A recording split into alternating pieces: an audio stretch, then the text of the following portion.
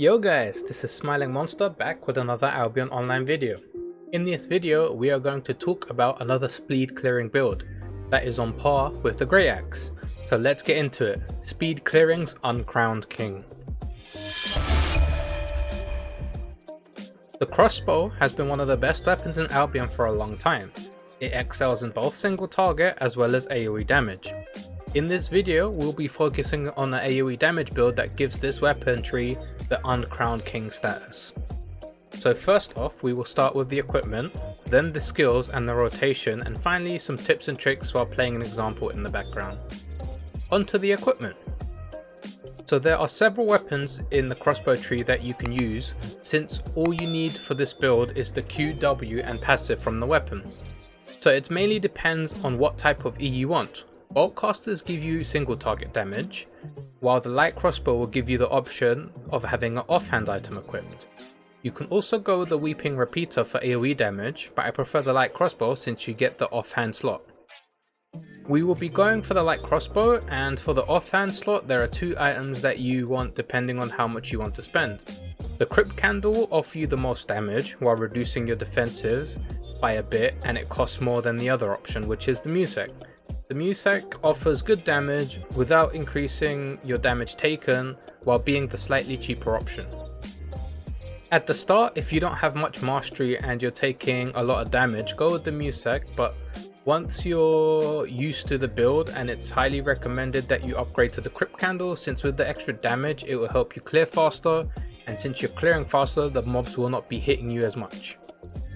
For the helmet slot, there are a few options. The Cowl of Purity if you want more AoE damage, Stalker Helm if you want the increased damage and resistance reduction on the enemies, Assassin Hood if you want to have your combo reset for the boss, as well as reducing the cooldowns for your cape and potion slots, and finally the Spectre Hood, which allows you to reset your armor piece ability. For the cheaper options, go for Stalkers and Assassins, and for the expensive options, go Cowl of Purity and Spectre Hood. Next, the armor slot. There are a few options you have for the armor slot: Cultist Robe, Cleric Robe, Druid Robe and Spectre Jacket. The Cultist Robe offers health and mana regen. This allows you to bring damage or cooldown food instead of the health regen food. Cleric Robe gives you a defensive and slightly increases damage. It is the most used cloth armor in the game, and it is used in all types of activities, so if you want a universal armor piece to level, this is your go-to. Next up is the Druid Robe. The Druid Robe pairs really well with the Spectre Hood since it allows you to have the Druid Robe up almost all the time. Finally, the Spectre Jacket. This gives you extra AoE damage which lasts fairly long, and it is a toggle skill. For the cheaper options, go Cleric Robe, and depending on how you want to play, any one of the other three options. For the leg slot, there are several options. Any leather boots if you want to have refreshing sprint, any cloth sandals for the extra damage, royal sandals if you want the damage increase, scholar sandals if you want the extra mana regen. This is the least important part of the build, so you may change it to whatever you wish to level. Next up, the cape slot. There is only one cape you will need for speed clearing, and that is the Thetford Cape. The Thetford Cape gives you a nice AoE damage every 15 seconds. If you have silver to burn or want to level at a faster rate, it's a good idea to bring a Satchel of Insight. The higher the tier, the better. It is not recommended for new players to use one, since it depends on how fast you clear, the silver drain can drop into the millions. Finally, food and potions. For the food slot, you want to have health regen food such as cabbage soup or tier 7 fish. If you have any health regen skills such as a Cultist Robe, you can switch the food to damage food or cooldown food. As for the potions, you'll need stacks of tier 4 poison. Use these on high health mobs, bosses, and you can also use them to pull packs of mobs together. If you want to be safe, you can also bring invisibility potions or healing potions in case you get dove. So now that you know all the equipment you need to use, let's move on to the skills and their rotations. For the crossbow, you want to have it on explosive shot for the Q, caltrops for the W, and well prepared for the passive. Explosive shot deals good AoE damage and has a fairly low cooldown.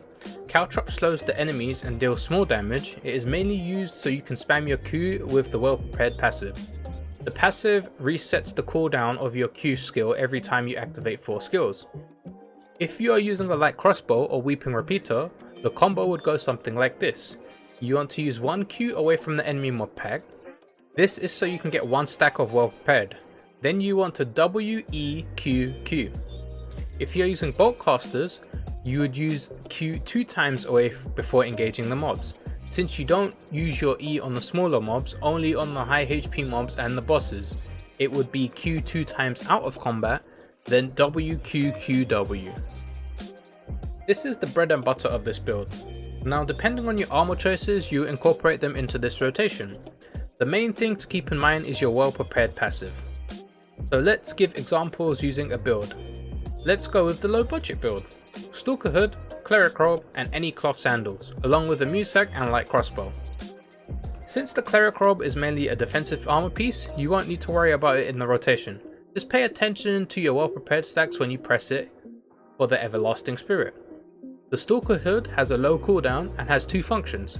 It gives you increased damage and it reduces the enemy's resistances when you activate it below 50% HP. Knowing this, there are two ways you can use it in the combo.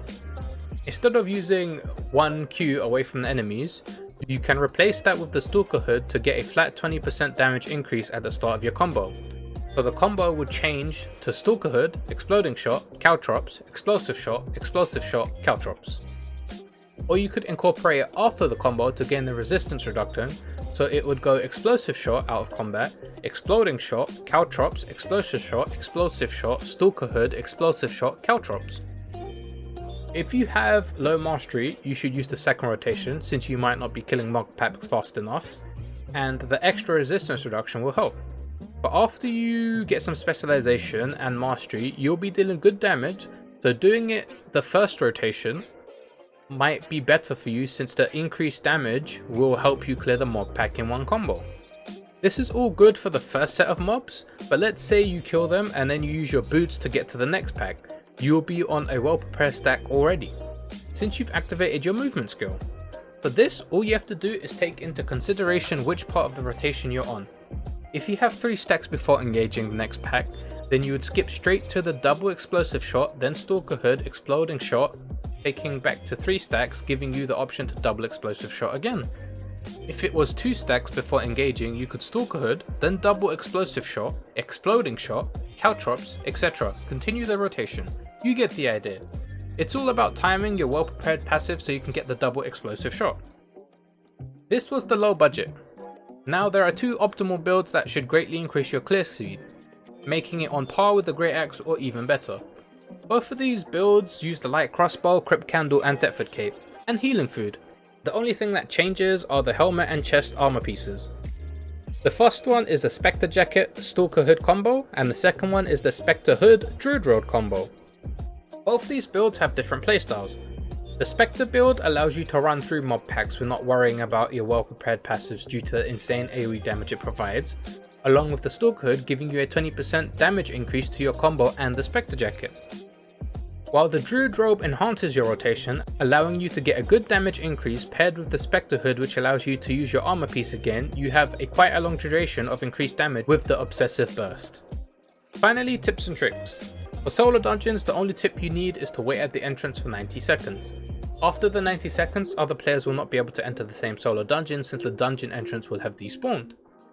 For corrupted dungeons, it's a bit tricky. Since this build clears really well, you can use it to speed clear corrupted dungeons. However, the off chance you get invaded, crossbows have no mobility skills, so it'd be hard to get away if they spawn right on top of you. But with Explosive Shot, you can kite fairly well along with Caltrop slowing the enemy down. If you would like to PvP, you could always change up the builds a bit by giving you more PvP orientated skills. So you could go bolt casters with the several builds such as Double Silence, Demon Boots plus Undead Cape, Mercenary Jacket plus Guardian Helmet and many more combos. This will reduce your clear time by a bit, but it will give you a chance to survive or even kill your opponent. If you want to use the light crossbow, you can use the same builds as the bolt casters, or you can change the offhand to taproot for extra hit points. It all depends on what your objective is and what you want out of the corrupted dungeons. I would recommend corrupted dungeons over normal solo dungeons due to the fact that corrupted dungeons has an infamy system. So the more you do them, the better the fame, silver and loot will become. You have a chance of losing your gear, but the pros outweigh the cons. The less risky and chill fame farming goes with solo dungeons. If you have any tips and tricks of your own, leave them in the comment section below. As always, thank you guys for watching. If you enjoyed the video, Leave a like, it helps with the YouTube algorithm, subscribe for my Albion online content, and turn on the notification bell so you know when I go live or upload another video. See you guys in the next Albion online video.